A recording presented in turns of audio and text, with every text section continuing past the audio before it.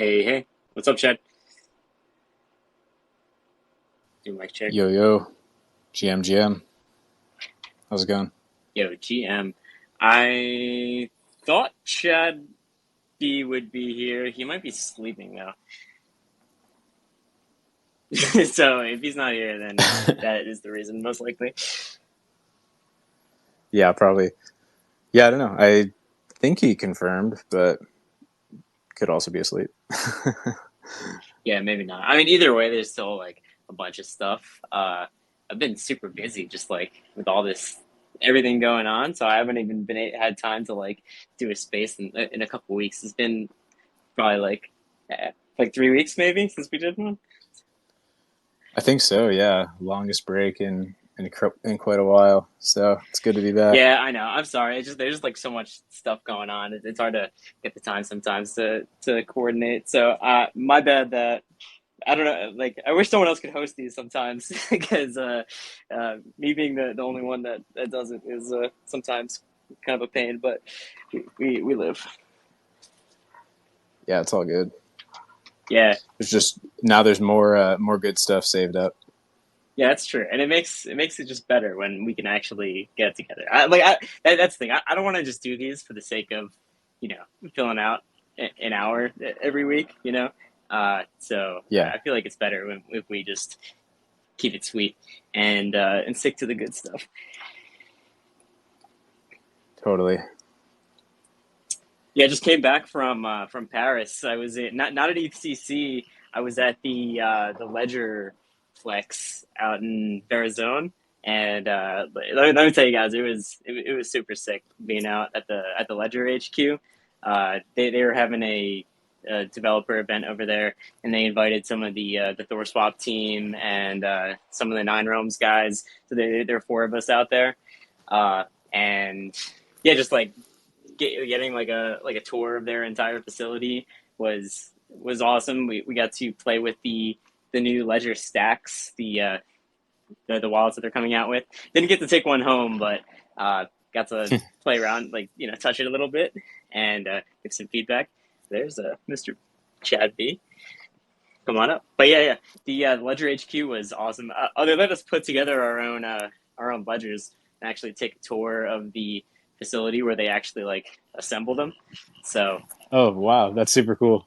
That's awesome. yeah, I took home a gold ledger, some some super limited stuff over there, and obviously like talking with the ledger team is like uh, super aligned with everything that we're doing and is working hard right now to get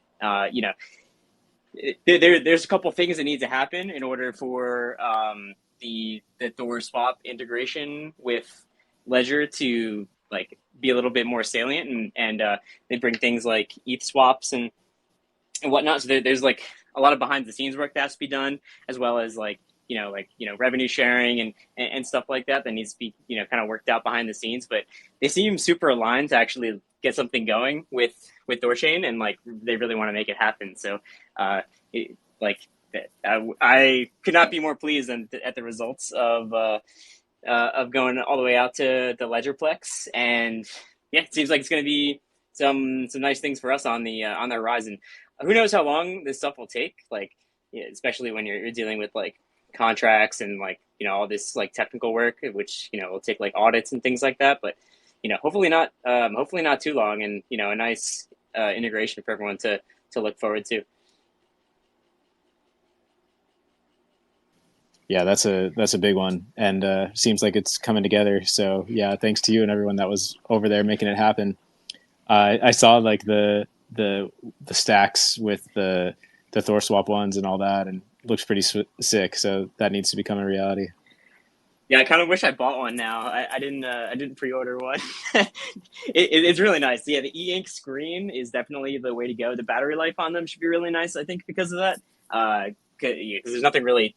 E-ink uses like barely any battery at all to for the display. So it's a nice size, like credit card type size, and Yeah, I mean, I didn't like. There's nothing really else too notable about it that I could pick out, but big screen is nice. So I like e-ink too. I think it's kind of underutilized. So I'm a big fan of that.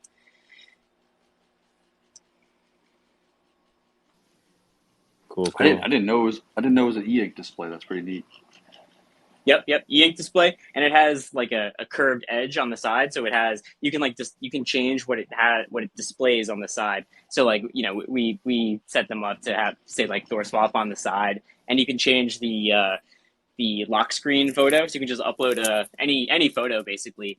So we uploaded some THORChain photos and just threw them on the like the homepage sort of thing. So when you lock it, you can just see that. And yeah, it uses like no battery because it's all e-ink. And it also has a magnet in them, so you can just stack them on, literally just stack them on top of each other.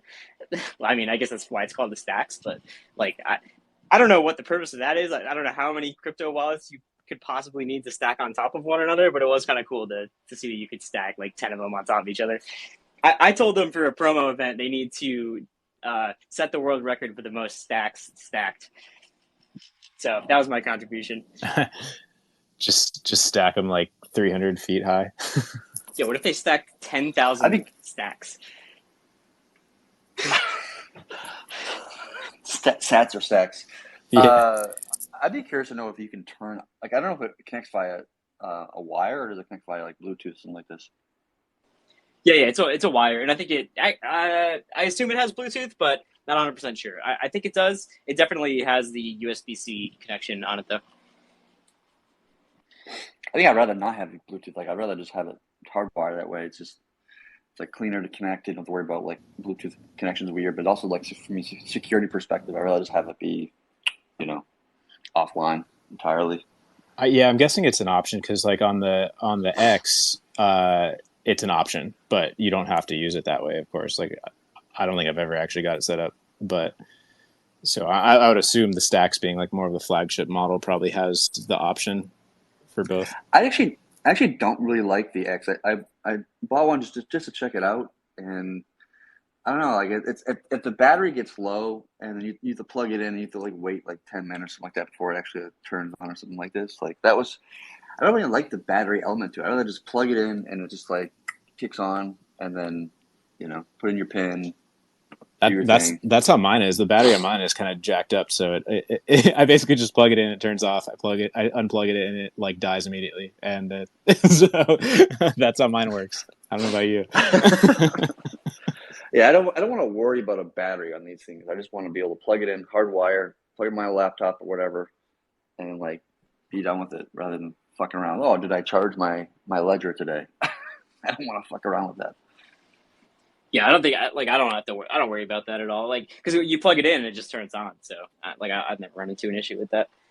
It's all hardwired though. So I mean, when we were testing it out, Chilios was from the Thor Swap team. He was kind of playing around with it and doing some of the experiments that they had like lined up for us. Some of the like the dev tools type things. And yeah, he had it plugged in and was doing some developer stuff. The ENS guys were also there. They were like so the ENS core team was there, and they were like fixing like ENS displays on the stacks and stuff like that. Just doing some like preliminary work to get it actually like ready to ship. And yeah, would have been nice to walk out with one, but they were like there's their first models that they even got in, I think. So I don't know when they're actually going to be ready to ship if you pre-ordered one, but it was pretty cool. So if you did pre-order one, like I'd be looking forward to it. That seemed pretty nice, and it should work with pretty much everything that Ledger already does. Like I think it should like work out of the box with DoorSwap.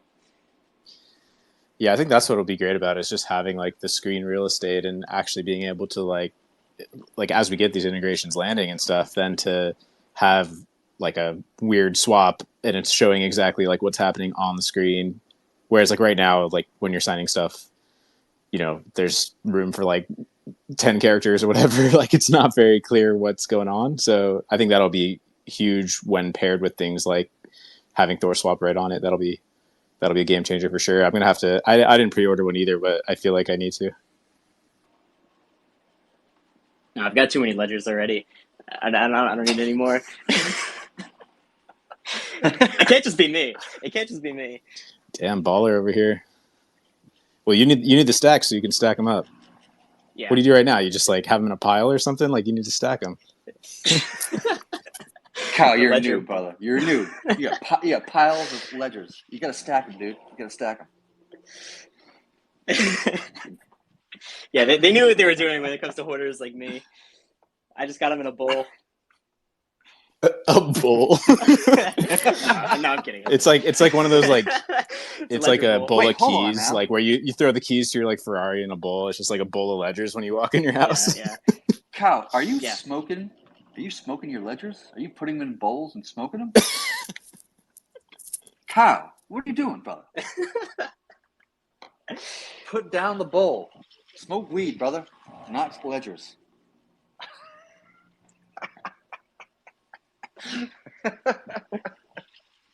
It's like a ledger I'm just branded fucking bowl. with you. No, I'm messing around. But yeah, man, it was super sick out there. We met a lot of like cool teams. Yeah, like the ENS core team was there. Yeah, I got to like I don't know, just thinking of like ideas around just like how to like work with all these other teams and just making some personal connections. It's really nice being at like a small event like that rather than like like 1,000-person event because you can actually like talk to people and connect a little bit. So that was definitely like a huge plus, and we definitely made some other like good contacts that can hopefully lead to some more integration work besides Ledger itself. So like great things coming out of that, and then yeah, I think Mogark is still out there for ETHCC. So I mean. That was my first time like in Paris and in that like in France in general. So it was like I had an amazing time out there. Very jealous to anyone that went to ECC or stayed around. Yeah, I kind of wish I went. Everyone's out there right now.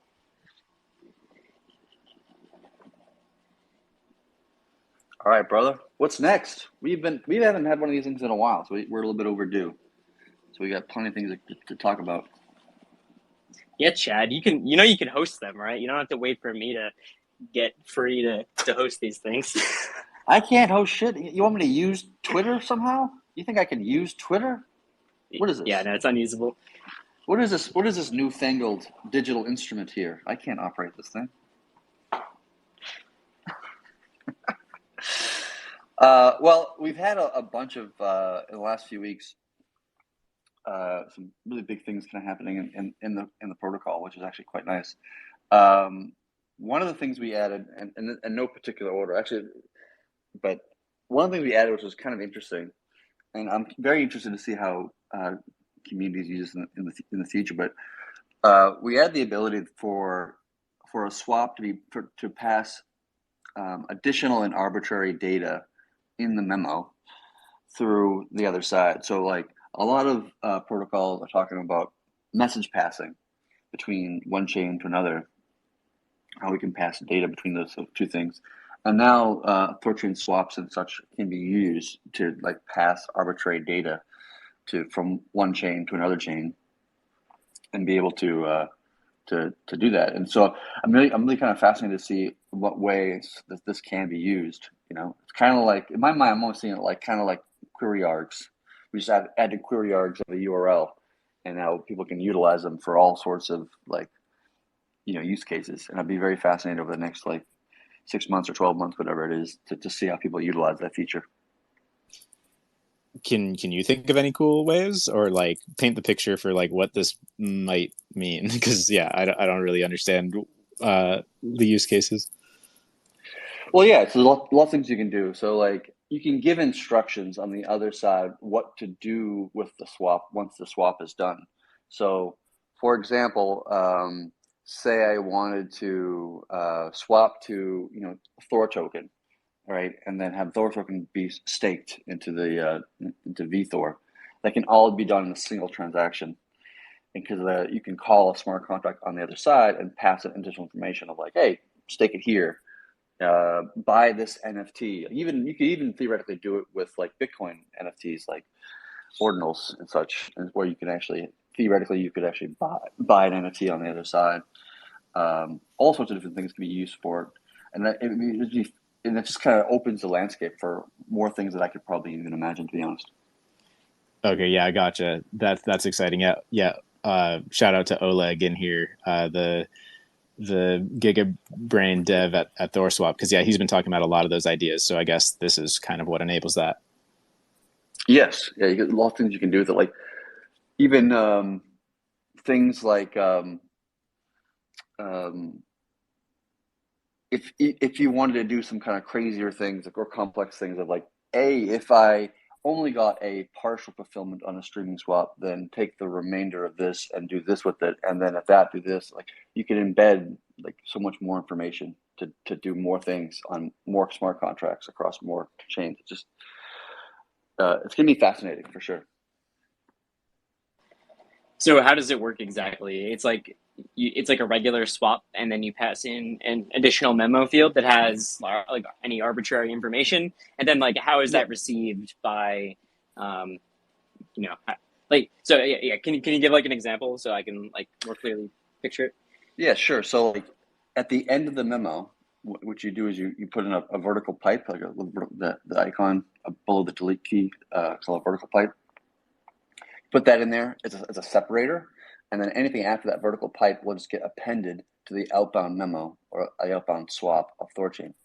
And so whoever's receiving that swap on the other side, like a smart contract, for example, can parse that memo, the outbound memo. Forget about the first part, but that's just for THORChain's purposes, the out colon hash. And then there's a vertical pipe, and then a bunch more text after that. And that could be JSON, that could be binary encoded, that could be literally anything. It could be emojis for all we fucking know. Like it literally could be anything. And the smart contract can look at that data, that JSON, that text, that binary, whatever it is, and then parse it and do something with it. And it can be literally anything. Like you could say, for another example, you could say the result of this, split 20% of it and send it to this place and put 80% of it to this other location or something like this. Like I want to donate 20% of this to Red Cross. I don't know. It literally could be anything. Right. Well, how is that parsed by the recipient? So you're doing a let's say you're receiving ETH on this end, just to make this a little bit more simple. So you're doing some kind of swap, and in the out, the recipient is receiving some ETH, and then there's instructions. Like, where do those instructions actually like come? Like, how do they receive those instructions, and then like how do they actually use those instructions to do something? Yeah, they receive them from the outbound memo. So when the network signs a transaction, you're used to seeing memos on the inbound, but there's also memos on the outbound. And the memos on the outbound is the word out colon and then the inbound hash that was used to create the swap, just so that the network can associate this outbound transaction with this inbound transaction, so it can kind of connect those two things. And so that's all the memo is, just that, right? Most commonly. But now you can put additional data in that outbound memo that the smart contract on the other side is parsing, reading, and then doing something with it, whatever that is.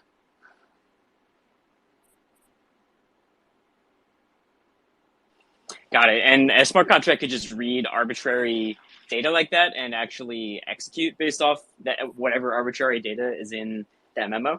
Wouldn't that need to be in Yeah. its own like smart contract or something? Like yeah.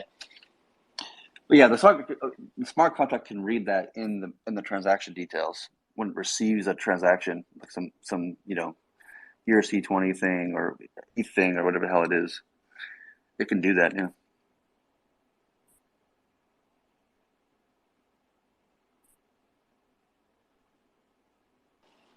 Yeah, I want to see someone actually build something with this, because I feel like I need to see an example of like what it is that you could actually um,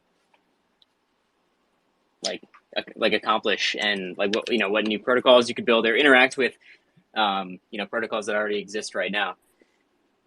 Yeah, I mean, you can think of it like there's a protocol called router protocol that does this effectively, where they allow you to send messages around, from one blockchain to another. And their entire concept, we basically did in like a 10-line code change. which is actually kind of funny. But any like this entire protocol talks about the things that you can build around this, you know, and we'll see what actually comes from it, right? Swapping is one thing, like doing a swap and then opening a loan with it, right? Like maybe that's what you want to do. You want to swap to some ERC20 token and then put that into Aave and open up a loan, and then from that you want the debt that you receive to be sent to this other address where you want to stake that, and then I mean you could like daisy chain a series of like commands afterward, all in a single transaction from a different blockchain.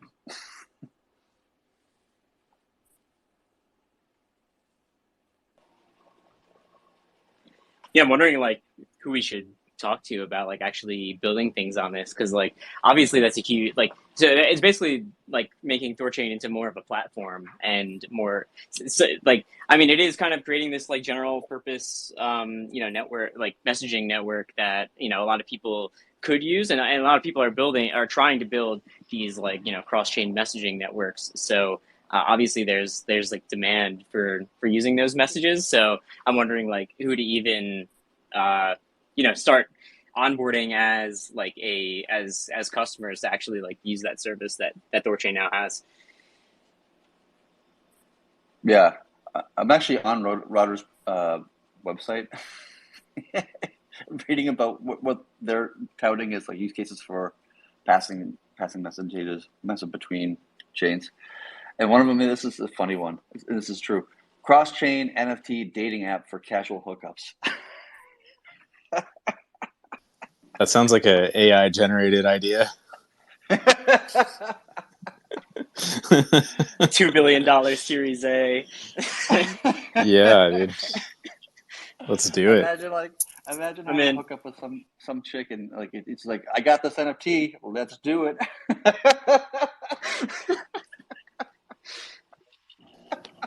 Bringing up Oleg here. I think he wanted to chime in on the messaging stuff. That's how you know it's not a catfish because she's got the NFT.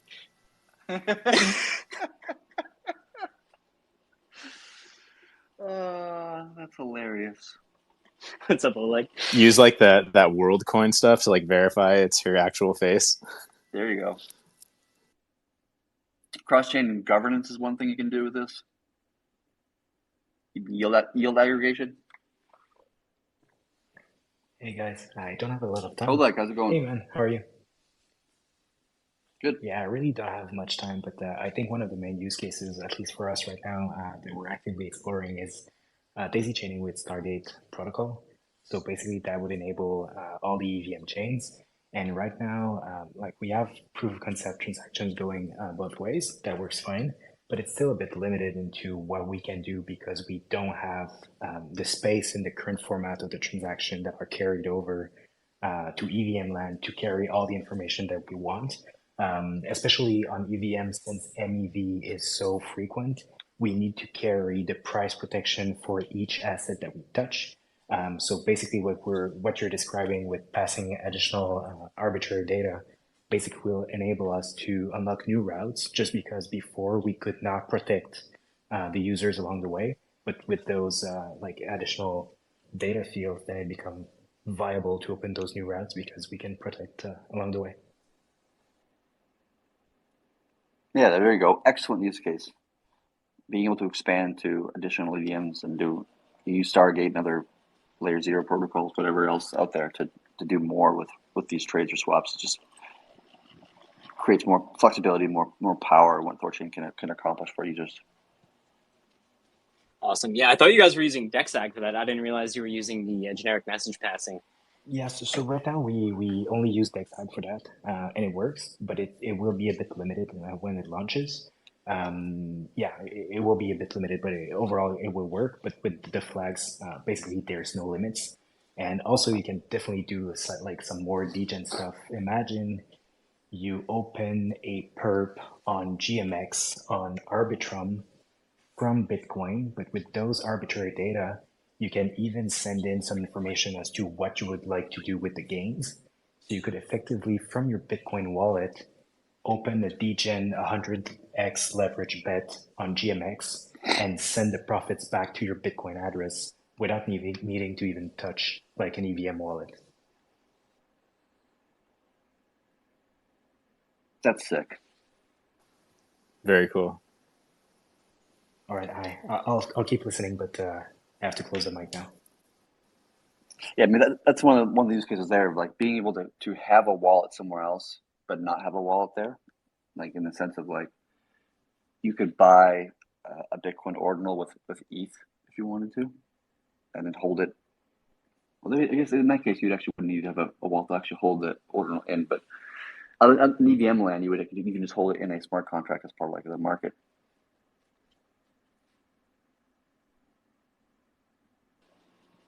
Yeah, man, super cool. I almost forgot that we added that recently. It is been that there hasn't really been much ado about that. Maybe we should write something about that. Has there been any docs put out about that or anything? I think the docs are updated with that, so I hope that is. If not, we can fix it. But I think like for me, like the feature is like very flexible and very powerful. But I kind of wanted to wait on the public aspect of it to some degree, just because I want to see people start to use it, so we can actually like attribute value to it, direct value to it.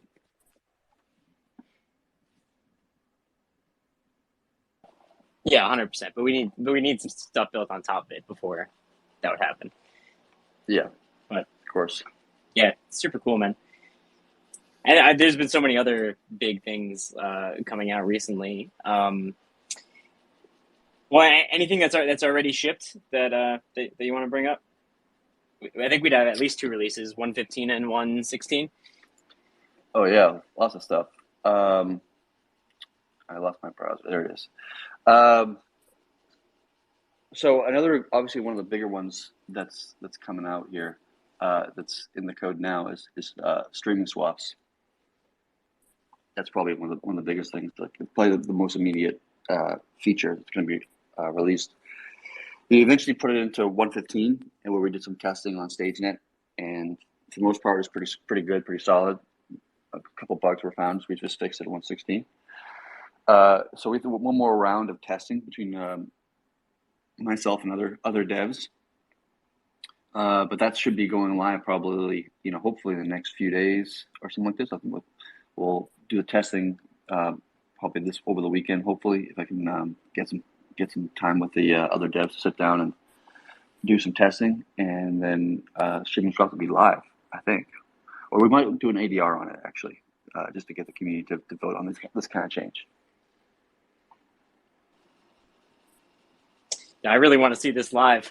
Can't wait for streaming swaps. I've been building a interface to compare streaming swaps with a regular swap and then comparing that against the Changelly quote, which is pretty normally best execution as far as like centralized swap services. So once it's live, we can finally start to see the quote comparisons against what Changelly is spitting out versus what our old rate, basically, and then the new rate of whatever the streaming swap is.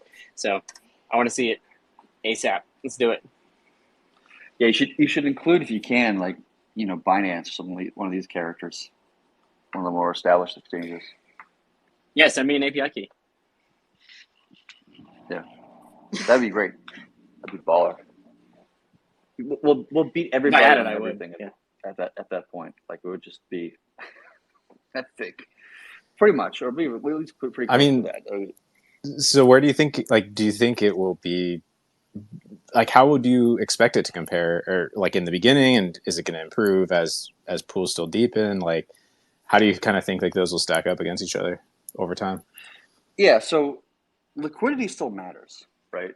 The depth of a pool does actually influence the streaming swaps capabilities. So, for example, if you were to swap between Bitcoin to Bitcoin, meaning Bitcoin synth to Bitcoin layer 1, the amount of time that it takes to do, like, just say like $1 million swap would be, significantly faster than if you were to do Bitcoin to ETH, because the ETH pool, Bitcoin's the deepest pool, obviously, and you're swapping to the same pool twice, which is So a Bitcoin synth to a Bitcoin layer one is probably the most optimal trade in a sense, in terms of how much value could be, and still maintain that 5% basis points swap fee.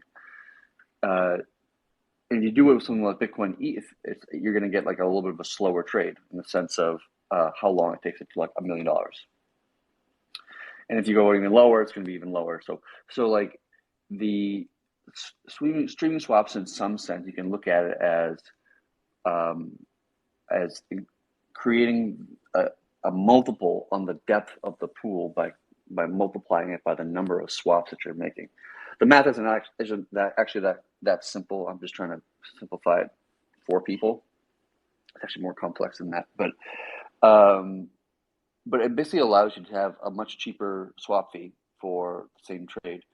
And as long as the trade doesn't take, exorbitantly large amounts of time, like hours or days or whatever, then, from your perspective, it's more or less the same, right? Because I figure that 99% of trades on THORChain, as of today, if you're swapping on THORChain today, probably you're in the 99 percentile, and that you'll just get your swap done within a handful of swaps, and that'll probably just take a handful of minutes.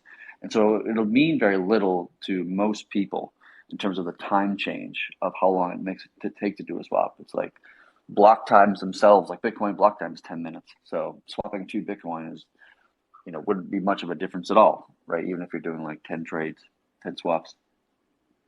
But you get, in that scenario, you get like a 90% reduction in the swap fees that you're paying to swap from Ether to Bitcoin or whatever. And so it's a significant value there, proposition to the entire industry.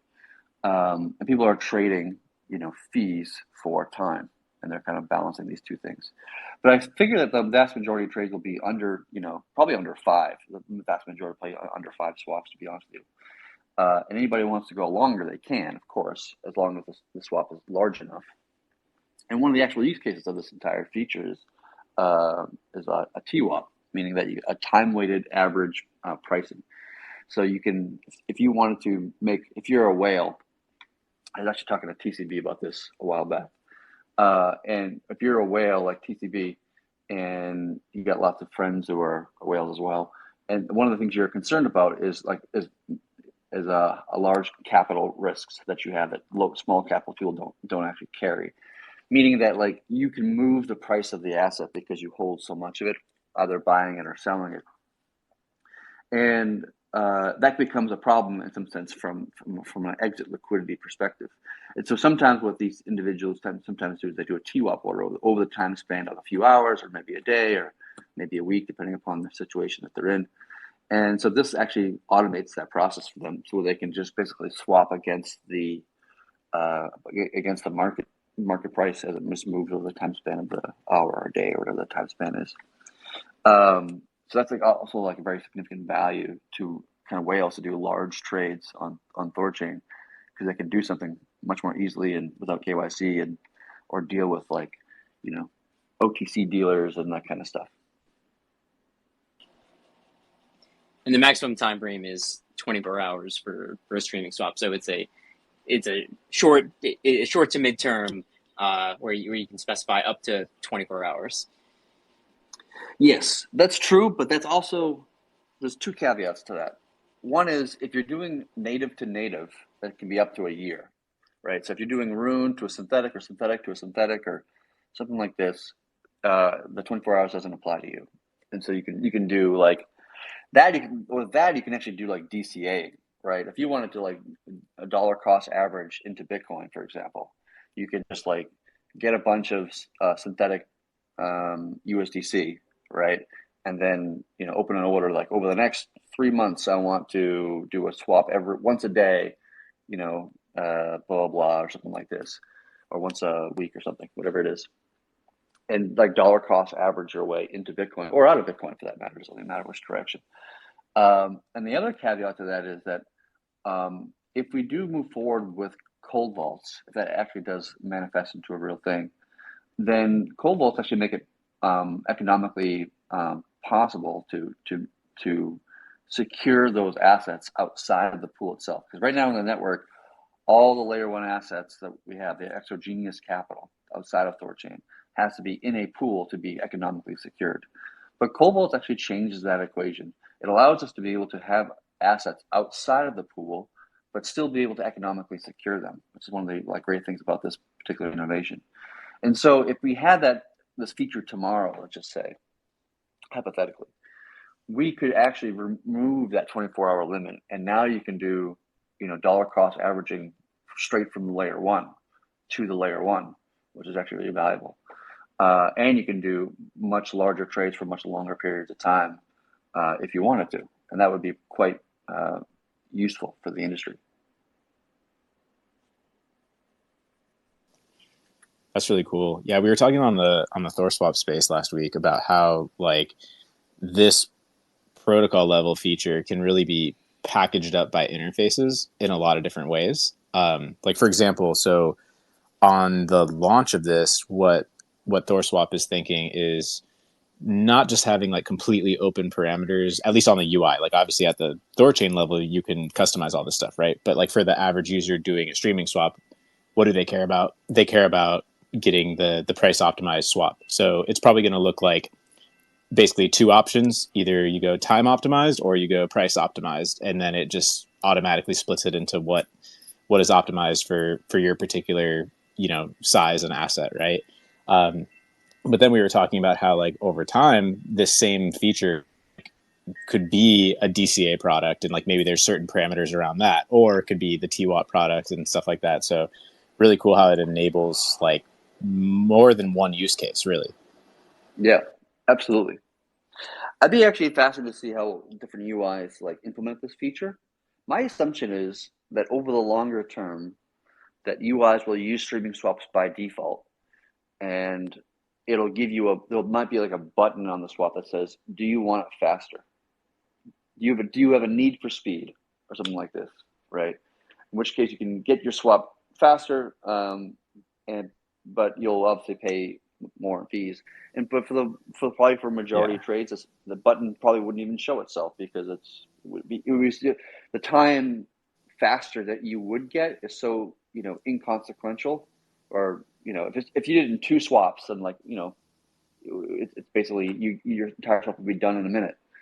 So why not pay half the fees for a minute of time, right? It just kind of seems fairly obvious. So I think eventually, it's actually, this is kind of might be a little bit controversial or a little bit of a hot take here, but it might end up being that streaming swaps becomes the regular swap, and the regular swap becomes the fast swap. There might be a flippening in the minds of the industry or the community that the streaming swap becomes the regular thing, and that the regular thing just becomes for the super people who need to make a trade now, which is largely just the ARB bots. For most people, it's just really the ARBs who need to make a trade now, because they have to ARB the pool and do it very efficiently. For regular individuals just making a trade, organic trade volume, they don't really care so much about getting it within, if they have to wait 5 minutes, I think they'd be willing to do so for significant savings on the fees. So it's just I think the stream stuff will eventually just become the standard, and everybody will just use those by default. Yeah, when I was testing this out yesterday and today on StageNet with this little comparison tool that I made, one of the things I noticed was that if you just leave it to automatically calculate the number of swaps, and you're doing a really big swap, you'll very frequently hit that 24-hour mark where it'll take a whole 24 hours to do your swap. But if you don't really need to optimize to that extent where you're doing 1,000 swaps over 24 hours. Why there'd be a much bigger reduction in fees. It's 99.99 versus 99.9. It's still pretty good to just do an interval of 10, meaning a minute between swaps, and then doing 10 swaps, you still get a 90% reduction in fees, and it's done within 10 minutes. So it's a pretty nice best of both worlds, and then you can go you could turn the interval down if you like. I think even a minute is like way more than enough time between swaps. Like you could turn that down to every couple of blocks and instead of every block, or you can just do a couple less. If you do 5 swaps instead, you can cut. I bet you can cut this down to 2 minutes. You wouldn't even notice the difference between doing a Right. regular swap and doing a streaming swap. Right. If the R bots, if we kind of like encourage a higher quality R bots in the sense that they're more efficiently or more quickly maintaining the price, then you could, instead of doing a swap every minute, you could do every 30 seconds or something like this. Would obviously would shorten your time by 50%. But to your point, like I'm not sure we'll actually see a large amount of like trades above 10, just because the for each additional sub swap that you make, you are have a diminishing returns on the value that provides you, right? For every like the first swap you get like 50% reduction in fees, and the second swap you get like I think it's like another like another 12% decrease in fees, and another like it just each time it gets quickly kind of goes down. Even if you go between like 20 swaps to 30 swaps, you're getting maybe 1% savings, right? And unless you have like some sort of massive trade where 1% is actually a lot of money, it probably doesn't really make any sense for you. So like, and the time increase is linear. So the decrease in fees is non-linear. It's decreasing exponentially, and the time increase is going. So if you went between 20 swaps to 30 swaps, you're getting 1% reduction in fees, but you're paying 50% more in time. And so like there's a little bit of a trade-off going on there. So there's going to be some point where like an inflection point sort of where like it just doesn't make sense to go larger than 10 minutes or 10 swaps or maybe it's 15 depending upon the size of your trade. Like unless you're some sort of mega whale or you're doing like a $5 million trade or something like this. This really doesn't make much sense at all. So I think most trades are going to be in and then out of the network within 10 minutes or so. Yeah, especially the longer the swap takes, the more price risk you're taking, that the assets don't move against each other in price. So you could potentially get a worse rate. And if you set a limit, then it could fail. Or, so the longer that the swap takes, especially if it's diminishing returns, yeah, I feel like just in my just experimenting a little bit, just 10, 10 swaps 10 swaps, one executed every minute. You get your swap within 10 minutes, and it's like a 90% reduction in fees at least. Yeah. Yep. Which is more than enough for anybody, and it's quicker than you're going to get it from any other swap service too. Right. And is it worth a 9% reduction in fees for 10 minutes of your time? Yeah, probably. I know many people who would say that's not the case.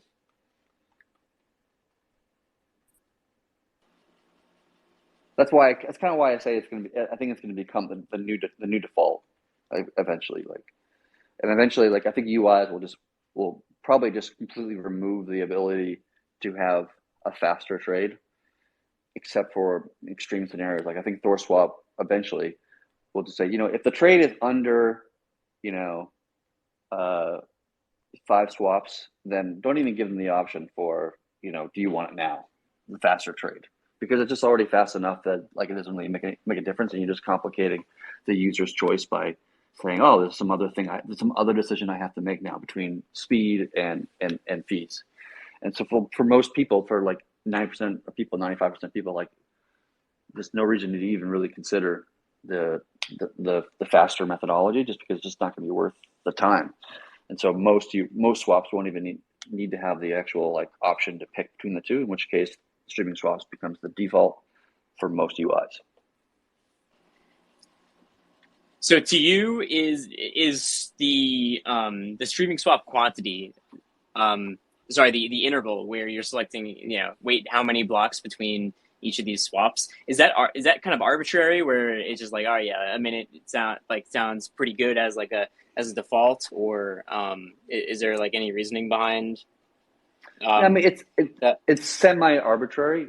The important thing there is that you want to make sure that if you were to do it just every block hypothetically, right, and just do 10 swaps and 10 blocks, just real fast, you wouldn't actually end up saving much money, because each time in each block you're making a trade and you're pushing the pool price away from yourself, right? And so what you're looking for is, you want to make a trade, a sub swap, and you want an arbitrage bot to push the pool back in the other direction, assuming that the trade was large enough to actually push the price in any significant way.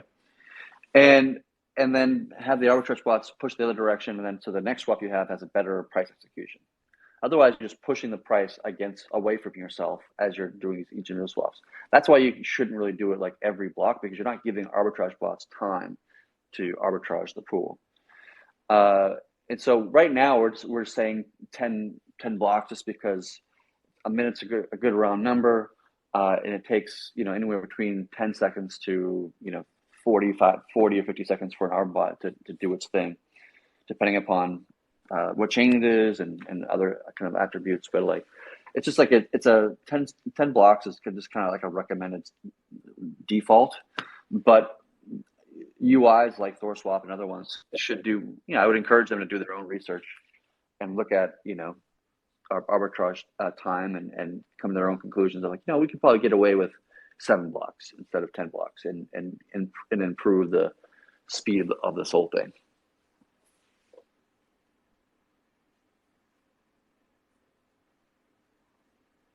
And like one more thing too is like that when you do a streaming swap, the time that you're waiting, say you do like a 10-minute streaming swap, that time that you're waiting at 10 minutes is actually applied to the outbound delay of your transaction. So if you had an outbound delay of 10 minutes because of like trade volume that's happening outbounds that happening in the network, then the streaming swap would execute in the same amount of time as a regular swap, in a matter of speaking, right? And so like outbound delays are actually like reduced based upon the time that you're streaming your swap. So if you do a streaming swap for like an hour or two, then you don't have to wait an additional hour for your funds to go through the delayed outbound, because the network has already had time to evaluate the legitimacy of your inbound transaction.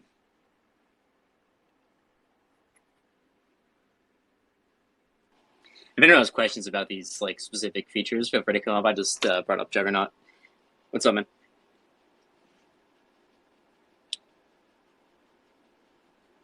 Hey, can you hear me? Yep. Yeah. Hey, hey everyone. First, congratulations for these evolutions that are pretty much more fast than expected. Large swap, streaming swap, etc. My question is simple and short, I think. I think everyone know here that the first Bitcoin deposited were deposits on Coinbase wallet. It was 2009. I'm talking about wallet capable to pay pizzas with 30,000 Bitcoins. Okay. So some old wallets will a lot of Bitcoin taking dust. So are you in negotiation with Coinbase, or is there a way to integrate with THORSwap, or better put THORChain in backend of Coinbase wallet?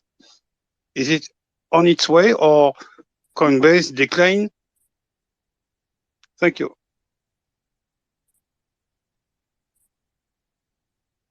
I'm not sure if I got that. Danny, you guys got that? Yeah, I mean, if we're going to be in the back of Coinbase wallet, I mean, I think it could happen, but I mean, that's something we'd definitely love to see, but I don't have anything to say about it right now. Like, there's no like, nothing is currently going on with that right now. Yeah, I think so no comment. I think we're actively talking with a lot of different wallets and trying to get them to make an integration and such. And I think like and Iridanis is here, and he's welcome to comment. He does this more than anybody. And it's same with Cow. Cow does a lot of work in this. But I think like over time, and I'm sure they would probably agree with you on this, but that things are getting easier for them to sell people on this stuff, right? Like I think initially, if you went back like a year ago when we or greater when we were first started the process to talk to wallets and get integrations and such, it was a kind of a much harder sell in some sense. Like it was harder for people to understand the value. It was hard for people to understand what we're doing, and and to be fair, we weren't as mature back then. Like we didn't have like the quotes endpoint, for example, and swap fees are higher, but both because gas fees like 3x outbound gas fees, and also we didn't have streaming swaps, and so like as the protocol is changing and improving on many fronts, from an SDK perspective, from an APIs perspective, from like functionality and just like core features of the core protocol, to things like outside of the core protocol, like SwapKit, makes all this stuff kind of easier as well. Like really good work there. And so like things I feel at least are probably, and I think Iridanis would agree with me, and Kyle would too, is that things are getting easier when we talk to these wallets, and as we're knocking down their reasons of why they're don't want to do it or whatever the hell it might be. And so there will come a time, and I think it's approaching, when we don't really have to handhold these wallets to integrate. They'll just want to integrate on their own accord without talking to myself or Kyle or Iridanis, and they'll just integrate, and do it themselves over a weekend, in a matter of speaking, just because the SDK is there, the docs are there, like all the information, we're already widely accepted because we're in many many wallets that are, trading with us, and it's just like kind of that inherent trust that comes with like vast usage. So as we get more and more wallets integrated, which is already happening, it's easy to get these things. Some will be harder to convince in the longer term. Like for example, I personally doubt Uniswap is going to integrate with us anytime soon, just because I think they're just fixated on Ethereum for some reason. But I think eventually they will, in my opinion. Like it won't be tomorrow. It'll probably be in the order of years. But at some point, when THORChain becomes such a utilized feature in so many other protocols, that Uniswap and all these things will probably just naturally have to integrate, just because we're the only option to be able to just support, important assets like Bitcoin and other ones. Okay, thank you very much for your answer. Well, Yeah. if I understood well, it's step by step, but Yeah. it will become a time. And thank you for your work, guys. I'm very proud to be there since 3 years. I wanted to say that. Onwards. That's all. Onwards, my friend. Hell yeah. Yeah, and especially as more of the bigger brands as like Trust Wallet and Ledger start integrating THORChain, then it just becomes more salient. It just becomes more obvious what it enables. Not everyone's seen it yet, and a lot of people, everyone's focused on their own thing, and a lot of people don't look outside their own bubble. So it definitely takes time to permeate outwards, I think. So yeah, it definitely does. But I will say, as we get more adopted and more wallets, ones that people respect, like a Trust Wallet, for example, or a Ledger or something like this, it just makes it more obvious to everybody else, to Trezor and everybody else. They're like, oh, I better do this too because I'm getting left behind.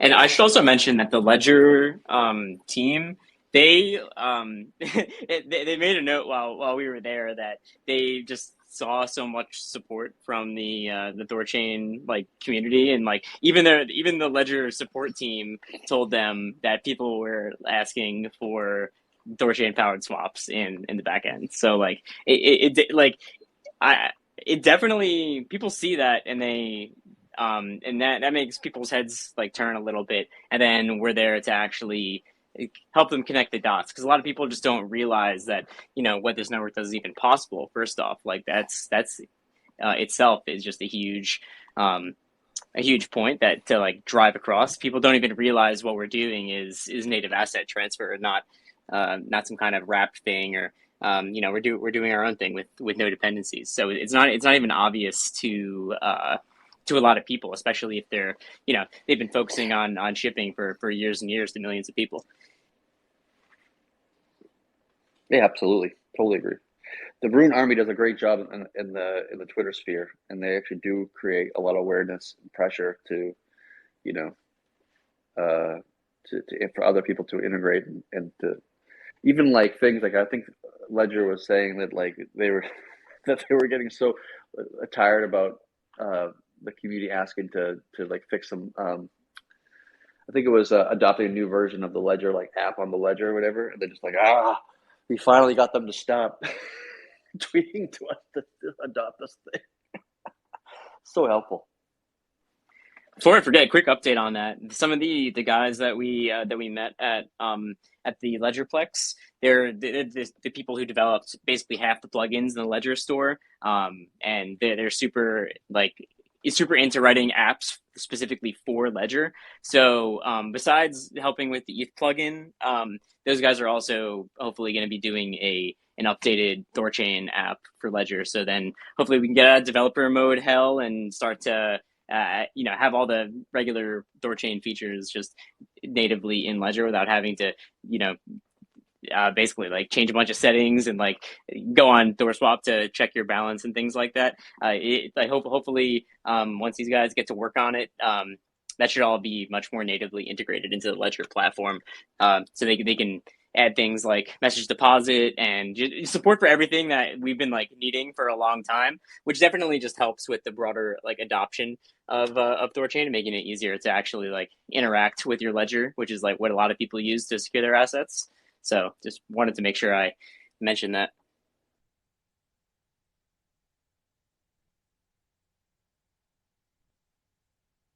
But yeah, I mean integrations have been going pretty well, and people definitely see the light. It just going to take a lot of time. Like it's definitely on the order of years that it'll take to get everywhere we need to be. But every integration that we do makes it easier for the next one to happen. It also creates like a moat, right? Like if other networks want to come online later to challenge THORChain's position in the industry, they have to spend the years like we already spent to, bake the code, fix the bugs, solve the kind of edge cases, and also get all the integrations as well, which is like, it may be difficult for them to do so when more difficult for them than it is for us, because for like take Trust Wallet for example, they didn't have a way to swap between Bitcoin and Ether, which obviously there's a lot of demand for that. And so once a second person comes along and says, "Hey, I can do Bitcoin to Ether swaps for you," they're like, "Well, we already have that, and price execution is actually really good, and the experience is really good, and all that kind of stuff." And it's just like there's not a lot of drive to add it.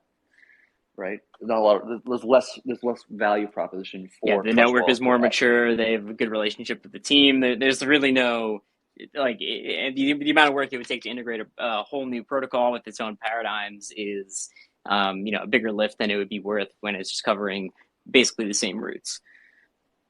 Right. I think that's my theory, at least. We'll see if that's actually true or not in the long term. But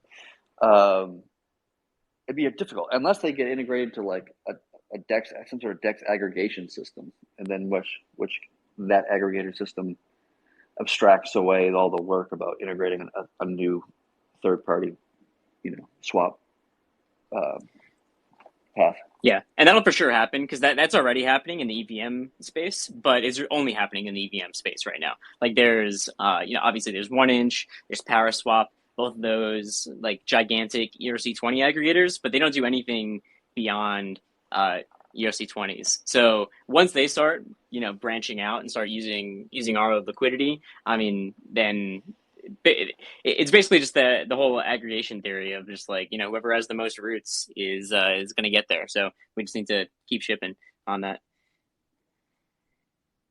And we're gonna have Finn Blue here. Hey.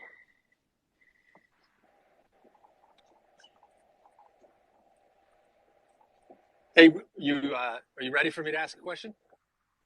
Go for Hey, it. sorry, it went blank for a second there. Hey, two quick questions. Wondering if you can provide an update on where we stand with lending and the third party review there. And then also there was a comment made by the THORChain Twitter handle maybe a week or so ago about core devs kind of reassuming responsibility for primary product development.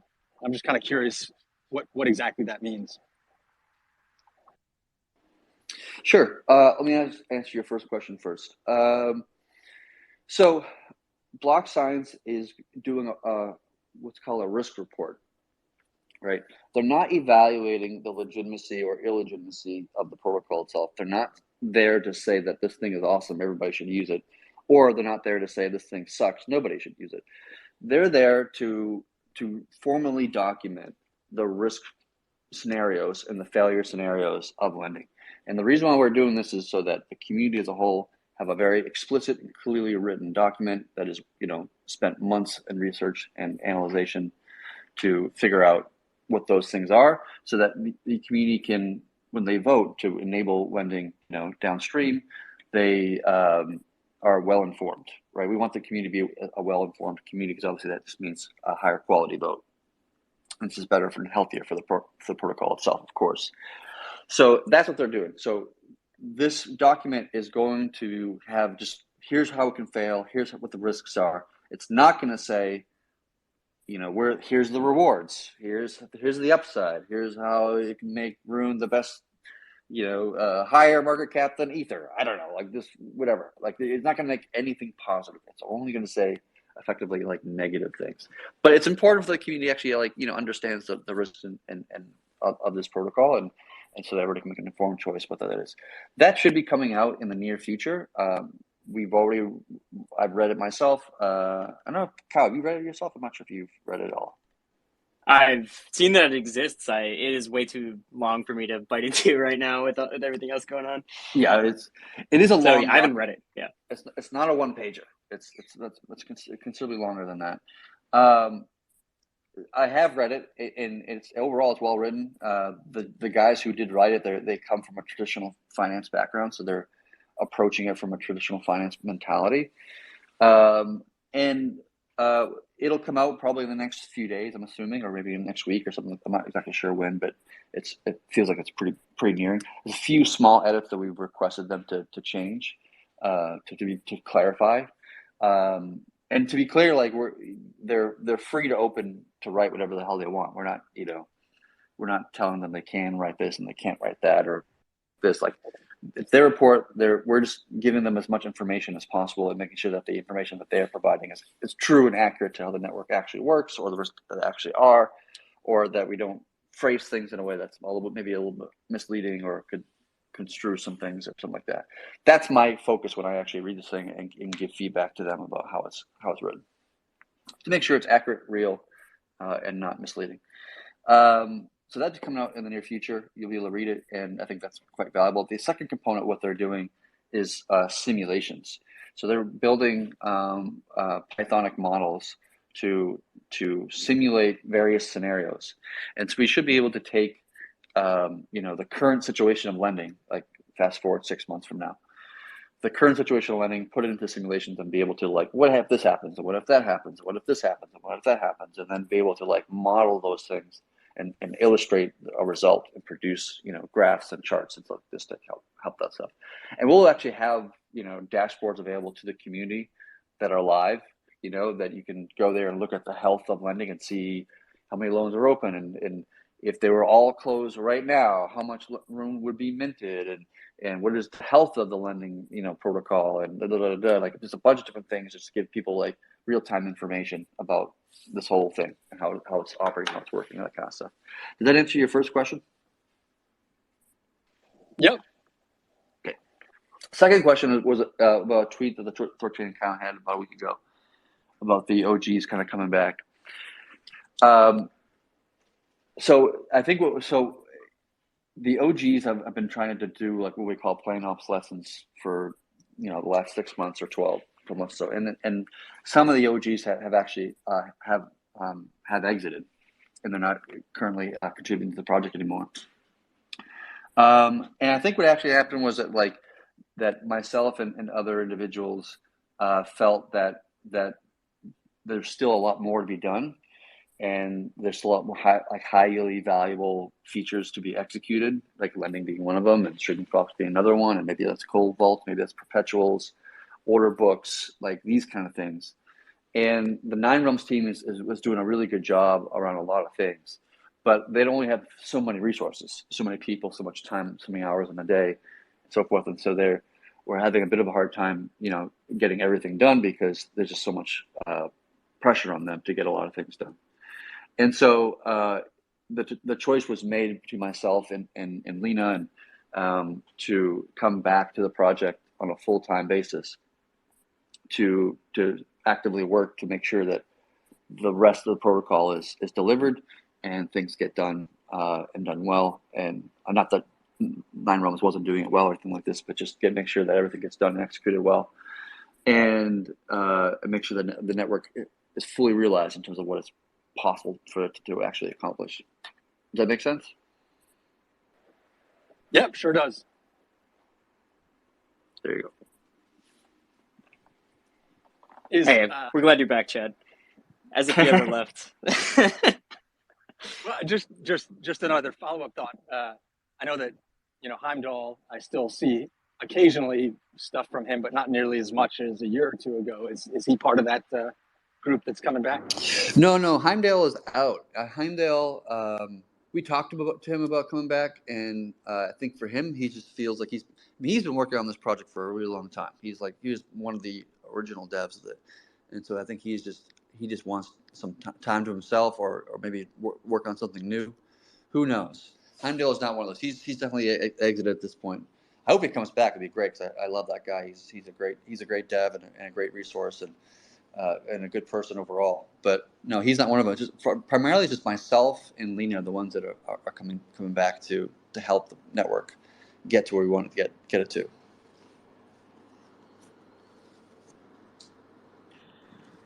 Excellent. Thanks. Yeah, no worries.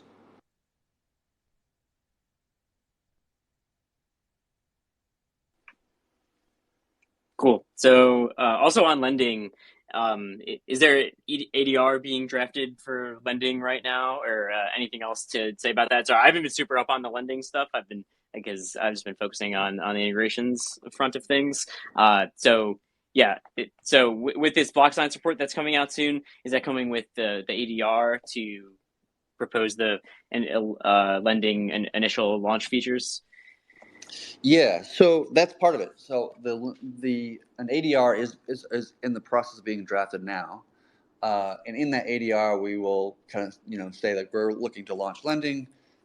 Here are the initial parameters of lending, and we've had Block Science do their own kind of review process to make their recommendations of what they think are good values for the configuration of lending, and we're actively talking about those values now between the devs and Block Science and so forth and so on. And so when the ADR does launch, it'll be say, hey, here's the parameters that we're looking to launch with after audit and conversation with an external or third-party resource like Block Science. Here's the risk report that they spent the last month or two writing.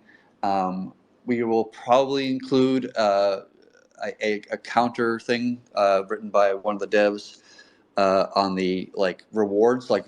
Here's the risk report of all the ways the failure scenarios and risks that this thing has, and then here's another just document written. Here's the reward report of here's why we see it to be valuable. Here's the upside of lending and why this is something we should be doing. And then people can read both of these things and then come to their own conclusions of what they feel is right for the protocol, and then vote with their nodes to say which direction we're going.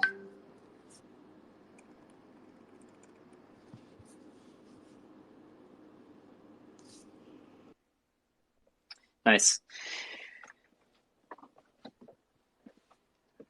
Cool. Yeah, So want to by move the on way, to some other features? that ADR, once that ADR comes out, that's the vote for lending, and whatever the vote is, that's when lending's launching. So the quicker we get the ADR out there, the quicker we can actually get, lending running, assuming that the vote passes.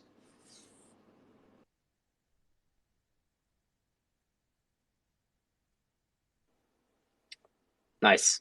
Yeah, hopefully the report can come out soon this week, and then we get the ADR, and then we see what happens with the vote.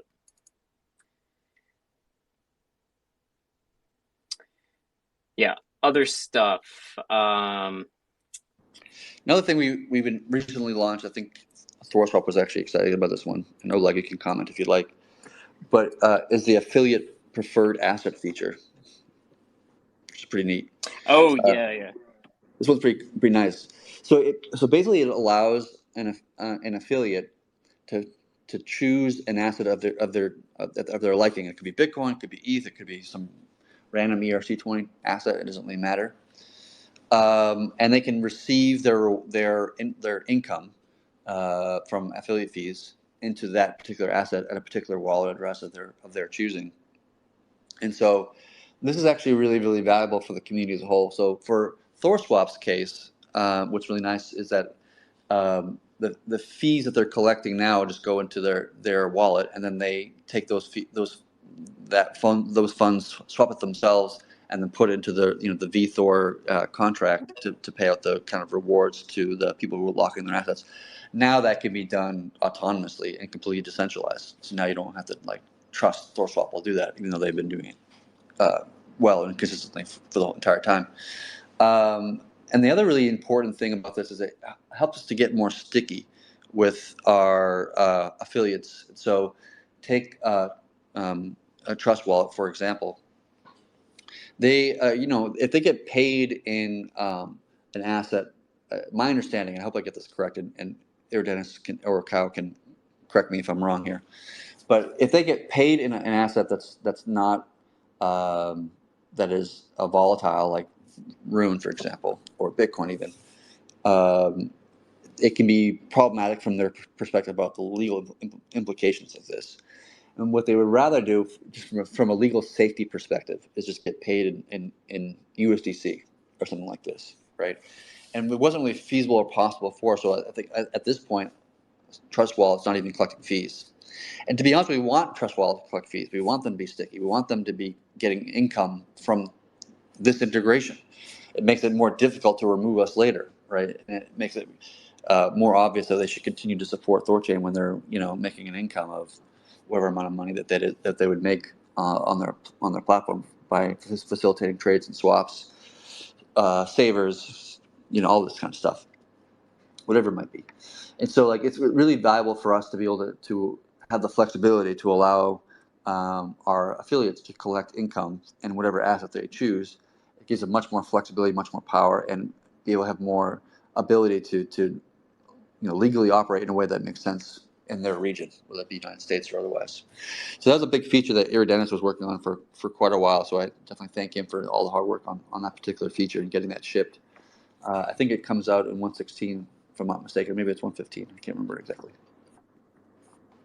Yeah, it was in 1.16, and he did a bunch of testing on it in StageNet the other day in the dev Discord. I was checking that out, and looks like it works pretty nice. And then it was actually pretty cool. Urso was fixing some of the bugs in it, as it was happening live, which was just cool, little back window thing to see. Yeah, that was pretty neat.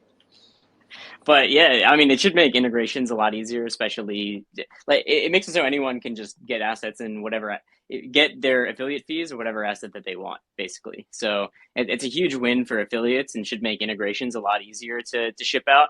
And yeah. So yeah, it's basically what you're saying with Trust Wallet. I mean, it's not exactly like those reasons, but it's very problematic when you, as a receiver of funds, start to initiate swaps yourself. That there's a whole bunch of legal implications that come with that, and something that we've been seeing as Nine Realms, working with all these integrators that are trying to obviously monetize and collect affiliate fees. So the solution is you put all of the heavy lifting on THORChain, and then you just have it native to the protocol. So then it just makes it makes it so much simpler to carry this out and to actually legally be able to collect affiliate fees, which is just kind of like it is sort of a nightmare, and I never would have thought this before. But just seeing how much work has to go into the like the legal side of things is pretty mind-boggling. So this should make things a lot easier on that front. Yeah, whatever we can do to just knock out reasons why affiliates or wallets or integration partners would not want to integrate, like whatever those reasons are, like whatever we can do just to knock those down and just like out of the conversation is obviously a positive thing. And that just goes to like the maturity of the platform. Like it's just a natural thing to happen, and as we keep on doing the work that we're doing as a community and as an ecosystem, we just get more mature. We just get it's more easier to integrate, less issues, less problems, and it just becomes more and more obvious to do so. And the best integrations tool, I think, is just going to be a link to however much Trust Wallet or THORSwap is getting paid, essentially. Like you think about how often it's going to start dispersing Bitcoin or USDC into their wallet once they when they start collecting collecting just a couple basis points off each swap. It's going to get pretty big pretty fast. And if they start collecting 6-figure income on the monthly, that definitely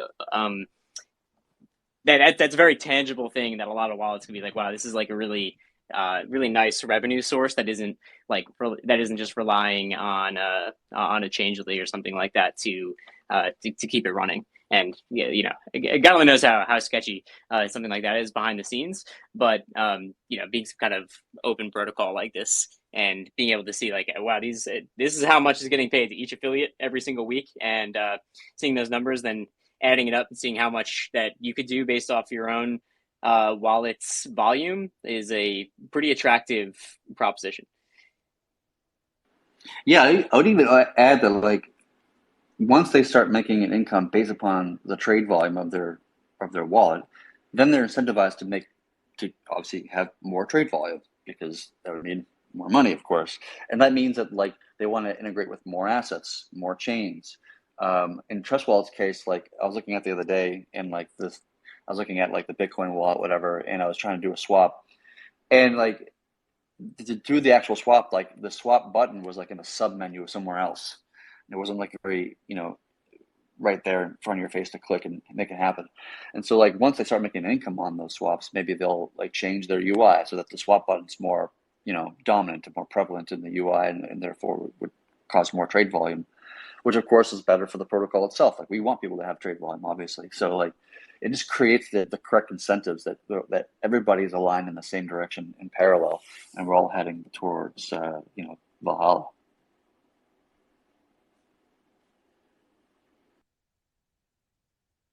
Yep, that's one of the biggest things to come out of the last release. Almost forgot about that one. That's it.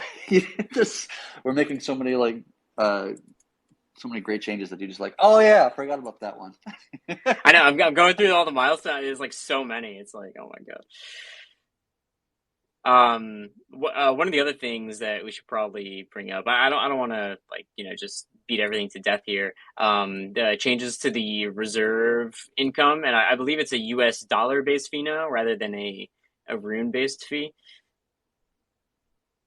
that's paid to the reserve. Yeah, that was a change that was in I think 115. Or maybe it was I always just lose track at this point, but once maybe it was 116. I can't remember, but it's basically changing the fee that the reserve gets from the swaps to be a USD terms rather than rune terms, which obviously means it's much more stable. Because in low times, obviously there would be less fees, and in high times there would be more fees in terms of like bull markets and bear markets and this kind of thing.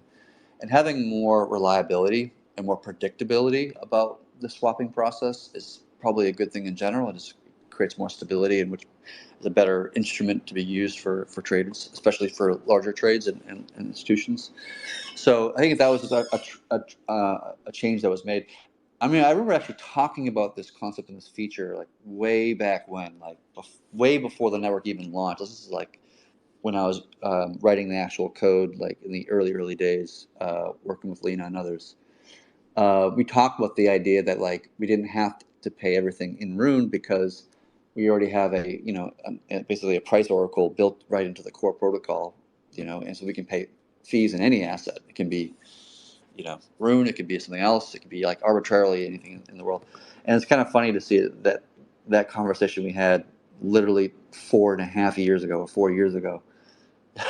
It's like now like manifested in some small way.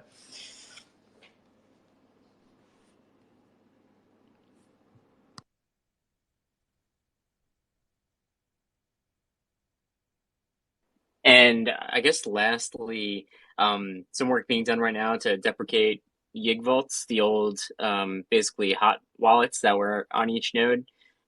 So Chad, you're doing some stuff to get rid of the Yig vaults. What's going on with that? I mean, it's just about cleaning up old cruft in a matter of speaking. It should be done relatively soon, I think, probably within the next few weeks. But it's just about like we used to have Yggdrasil vaults so that we could sign more efficient. We were concerned in the earlier days that threshold signatures, because of the way that signing works, it would be fast enough to support a large trade volume in terms of trade quantity, more accurately. Um, and so we created the Yggdrasil vaults so that we had a way for like signing rapidly and quickly. And it was very helpful in the early days of the network when we had a relatively smaller quantity of validators. But now that we have, about 80 something, 86 or something like this validators, and we have 5 different Asgore vaults that all have like a membership of 20 nodes or so, those actually have a pretty good signing speed, right? In terms of how many transactions they can sign per, per minute or per hour, or whatever it is. In fact, it's actually it's actually faster than what Chainflip can do. Chainflip can do about like 100 signatures per minute or something like this. And we can actually outperform them in terms of outbound transactions, which is kind of funny because like Schnorr signatures are supposed to be faster than TSS, and they are. But because of the way that our network is architected, we can actually outperform Schnorr signatures, which is kind of funny to think about. So we don't really need Yggdrasil vaults anymore, and we haven't used them for a long time. And I think at this point, it's just about kind of cleaning up the old cruft and just kind of getting rid of it, and just clearing the code out of the Yggdrasil code out of the network, and clean things up a bit. Although the Yggdrasil logic will probably like stay in some sense with cold vaults. Like cold vaults might bring back some of that code or some of that logic, because it's a Yggdrasil vault and a cold vault have a lot of similarities between the two of them. So there might be some kind of bringing back some of that logic for that particular purpose or use case, but it's just a cleanup thing we're doing. Same thing with like clearing pending liquidity. Another thing that happened in 116 was like we've had people who wanted to do dual-sided ads. Like I added some Rune, I'm going to add the Bitcoin later, or vice versa.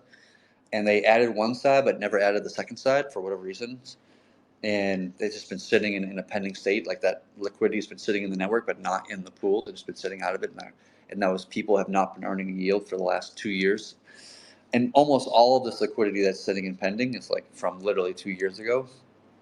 And so there was just a PR to just like have the network auto clear that liquidity from the pools by just committing it into the pool. So if you do a dual-sided ad and you do one side but not the other, and a week passes by and you didn't add the second part of it, then the network will just commit the first part, and then you're earning rewards on that first part. Just another cleanup thing. Yeah, do you know how many people that actually affects? I doubt it's very many at all. Is it more than 100 even? I don't know the actual quantity. I think the amount is closer to like I think the amount value is I think it's around like $150,000 just sitting on the sidelines. And I'm pretty sure almost all of it was from like very early days in the MCCN and like in ChaosNet. My assumption is, and I don't know this for sure, but my assumption was that there was some sort of UI bug and some UI, and maybe it was THORSwap, maybe it was AskGuardX, maybe it was something else. Like I actually have no idea, nor do I really care to figure it out. But that there was some bug in their UI that they had a failure case for the second transaction and not for the first. And so like a bunch of people got into that state, but then they didn't weren't aware they were like maybe the UI didn't show them that they were in that state, and they weren't really aware they're in that state. And so like the people that this affects, to be honest, probably don't even know that it's affecting them because they're basically sleeping at the wheel at this point, in a matter of speaking. So almost all the liquidity was added like over a year or two ago. So it's just like it's been sitting there on the sidelines, not really doing much, and we don't want to have value just sitting there doing nothing. That's just not helpful for anybody, not for the LPs and not for the protocol either. So it's in the best case scenario, I think, for both individuals, that the network gets deeper pools, which is good, and the LP gets their liquidity, and it gets start earning a yield on those assets.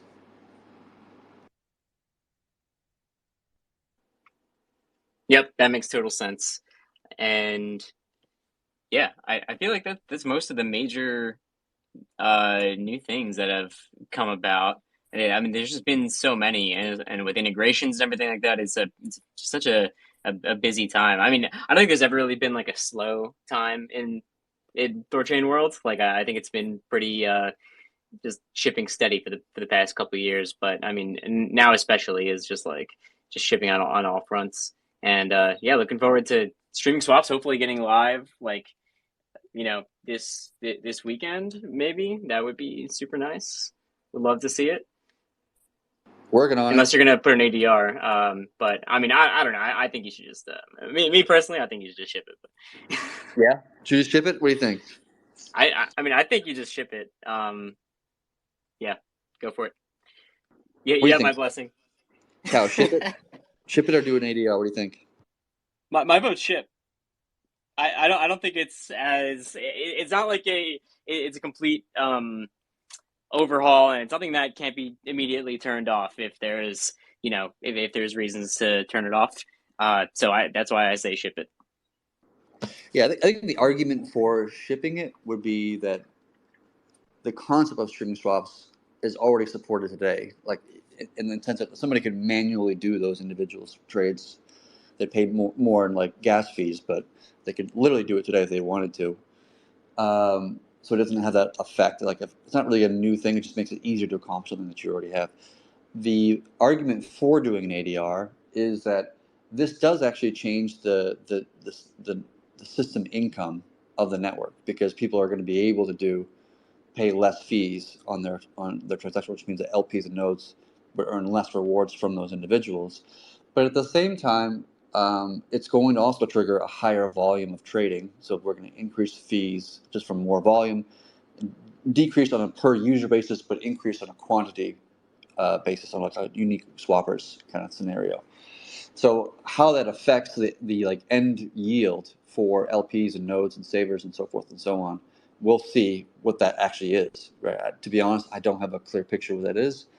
We'll find out in the coming months, and it won't be immediate either. Like we launch streaming swaps tomorrow, let's just say, the fees and the income of the network will be identically the same as it was the day before, because it requires requires integration partners to actually do the work and integrate the feature, right? I don't even think THORSwap is quite ready for stream swaps yet, and they're probably going to be one of the first and earliest ones to do it.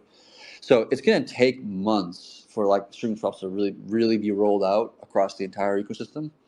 So that'd be a slow process. But I can see arguments to not do an ADR, and I've seen arguments to do an ADR. Yeah, and for that reason, I judge no ADR. Case dismissed. What do you think, Thoreau? What do you think? No ADR or ADR? I'd throw out to drop into the audience. Oh, okay. I don't know. Well, I mean, I don't think it's a huge deal. Like, is what I'm trying to say. Like, it's not like so like lending, for example. Lending's a feature that you can't just say, well, we need to turn this off. You know what I mean? Like it's not really working out. We need to just flip this off. Streaming swaps is something that you can totally just turn off without really affecting anything for the protocol, because then it would just go back to normal. So it's not adding anything that can't be undone, or creates like a major structural change. It's just a new type of swap. So I think it's right. kosher.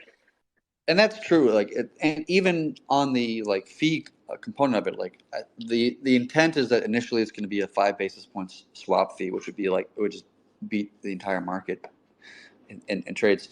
But that is it's somewhat of an arbitrary number. It's like we can configure via vote to increase it to 10 or 15 or 20 or 30 or 70 basis points. Like you can arbitrarily put that number where the hell you want, and that'll be what the um, the base fee is for the network as a whole. So like if we find that it's not, we've traded off too much fees for whatever, we can always just shift that number if we want to. But I think the intention is that we're going to have a guerrilla tactics to massively expand the network in its user base and its integration partners and its swappers and the types of people who would utilize THORChain. I think is massively going to what we're going for with this feature change, and we're willing to sacrifice on the system income to acquire more market share and more usability and more competition,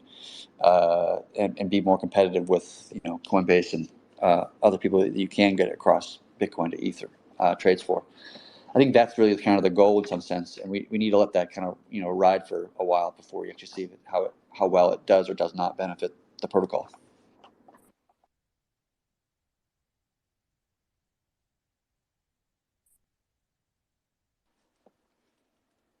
Yeah, Fimla. I was just curious, has anyone done the math if if a swap that normally would have been one swap is now divided into 10 swaps, and granted the fees are much reduced on those, but there's also now 10 additional arb trades that are made over the 10-minute period or whatever. Has anyone done the math to see like how much those 10 arb trades add to to swap fees that would have otherwise been paid by the user?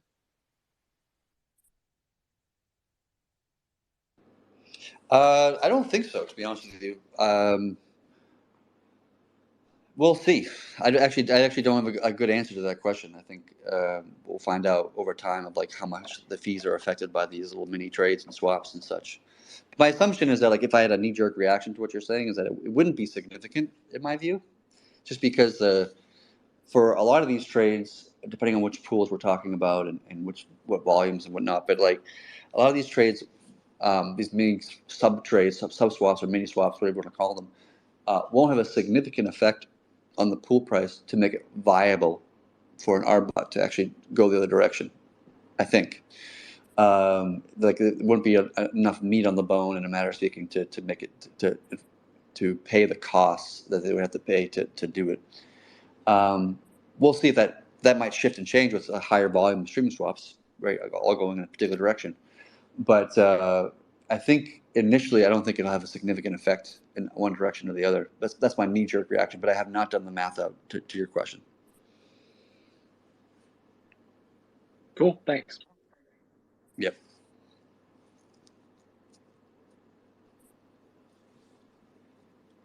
Cool. See ya, Chad. Let's do it. I want to. Yeah. I want to test out the streaming swaps. Honestly, just even as a sales tool, using it as look at your competitors' rates and look at our rates, and look at what we have to offer, and it's going to be really powerful in that way, I think. Yeah. No, I totally agree. It would be great, and since you're already working on that simulator thing that you were talking about earlier, is being able to create a script where you can take a transaction that was made either on THORChain or elsewhere, and say and just be able to tweet oh, should have made a streaming swap. Do you know what I mean? I think it'd be a good a good marketing thing of this guy traded we saw a trade yesterday that was $170,000 trade, and we could look well, if he could have saved this, he could have gotten half an ETH more if he had just done a streaming swap. Should have done streaming swap hashtag or something like this. Yeah, I mean, so this isn't exactly what you're saying, but Polaris right now is working on a streaming swap comparison tool. So you can basically type in any hash into this tool, and then you can see how it compares as a streaming swap, as a regular swap, versus if you executed it on a centralized service like Changely, or I'm not sure exactly what he's using, but it does a comparison of a couple different swap methods, so you can actually like do some forensics on like would this have been better to stream? Would this was it fine that it's done in one trade? And it's kind of a similar tool to what you're talking about to like analyze like did the stream help you out? How much? Like, well, what's the execution delta? That kind of thing. Yeah, that's awesome. I think that's gonna be really helpful just to help illustrate and like market the feature. You know, especially if we can make it into like a Twitter campaign of like should have been a streaming swap or something like this. Yeah, that'll be cool. And the way THORSwap is presenting it as you either prefer time execution or price execution. It's a really clever way to do it where it just says like, hey, this is how much you get out if you don't care about the time so much, and this is how much you get out if you want it done now. So I think it's a great way to do it, and we'll see how it kind of evolves over time. I definitely think people will heavily use this feature. I definitely will. So I mean, I definitely would use it myself, of course. I actually yeah, I what mean, I really yeah, if you want to didn't do. use it, you'd just be stupid to not to do it. What I really would love to do for this feature, like from like a marketing perspective, I think this is awesome. But maybe other people think this is a dumb idea. But I had to do like a trade the other day on to fiat on an exchange, and just the depositing of like USDC to this exchange uh, took like they needed like 70 confirmations before they would acknowledge that my USDC was even sent to them, which is like what, like 15 minutes, something like this.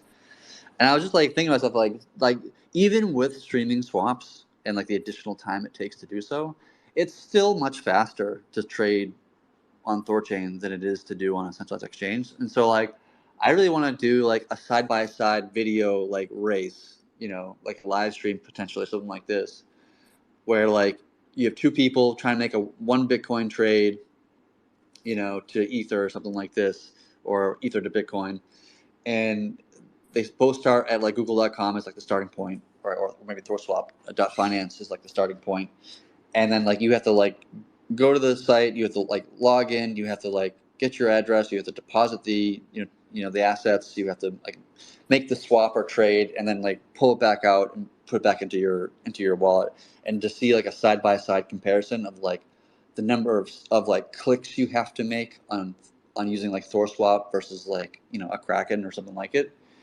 and then the amount of time that it takes to do so. And I will almost like I can guarantee you right now, like just logically speaking, that like the number of clicks will be probably like 1/50th or 1/30th of what it takes to do on Coinbase or like Kraken or something, and the time would be like probably like 4 times faster or 3 times faster than it does on like a centralized exchange, just to illustrate the point that like it's so much faster, easier, more convenient, cheaper to do your trades on THORSwap than or THORChain than it is to do it on any of these centralized exchanges.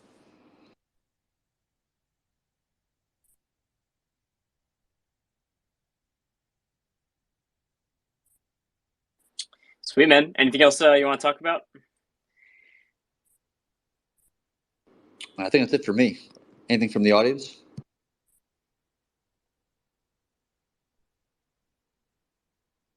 Yeah, last call if anyone wants to come up and ask anything. It's been a while since we've done one of these, so maybe people have some burning questions they've been sitting on.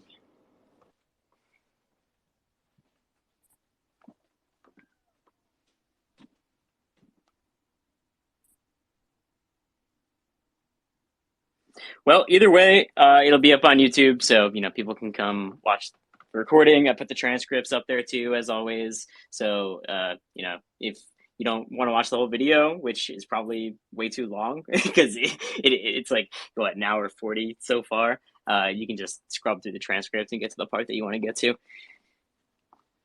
or just put into ChatGPT and ask it to summarize what we said.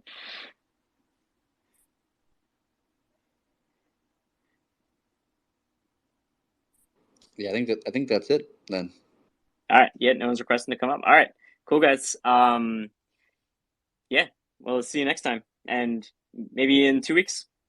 And hopefully by then we got stream swaps and yeah, a bunch of other good stuff. Maybe lending ADR? Question mark. Probably in the next 2 weeks. It sounds likely. Let's do it. All right. See you then.